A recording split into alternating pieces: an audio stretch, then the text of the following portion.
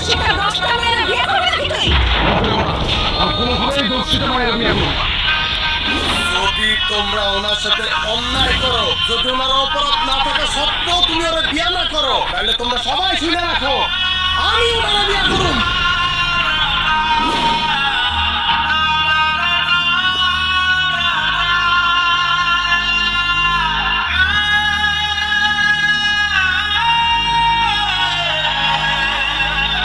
আমার বিশ্বাস একদিন আমার মা ভাই বোন সবাই তাদের ব্যবহারের জন্য অনুতপ্ত হইল।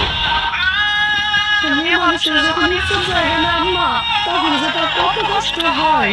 আর আমার মতো যারা ধর্ষণের শিকার, সমাজে কেন যেন কিছু মানে অথচ ধর্ষণ করে কিছু হয় না মা।